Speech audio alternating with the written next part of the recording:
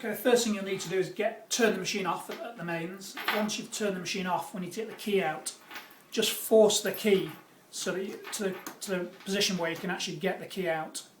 Once you've got the key out, put the machine on its side. We've just got 3 screws we need to get out on the base here. So we'll need a Phillips screwdriver. So that's 1, 2, 3.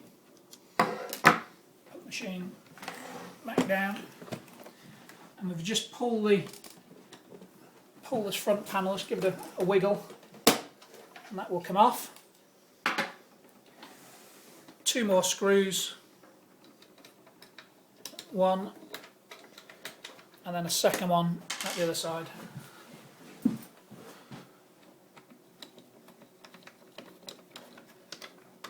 Okay.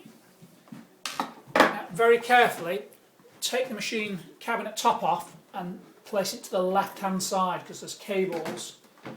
Just be careful of these cables down here. So this is a key lock. What we're going to do is take off the front 2 screws. 1, 2.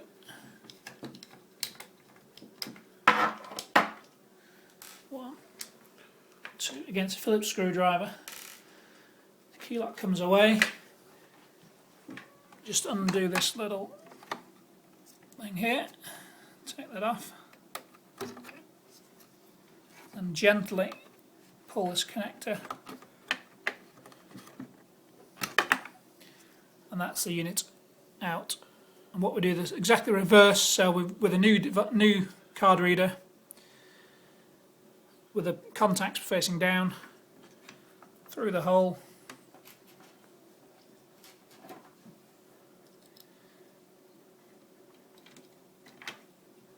two screws back in. Don't over tighten.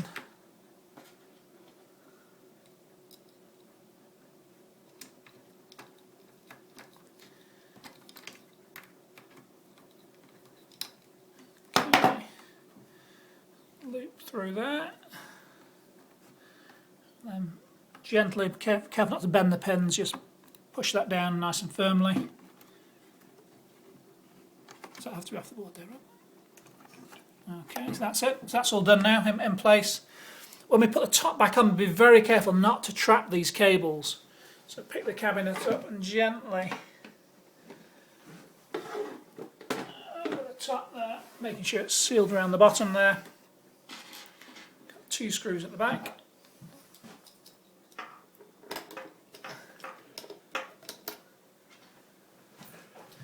Around the other side.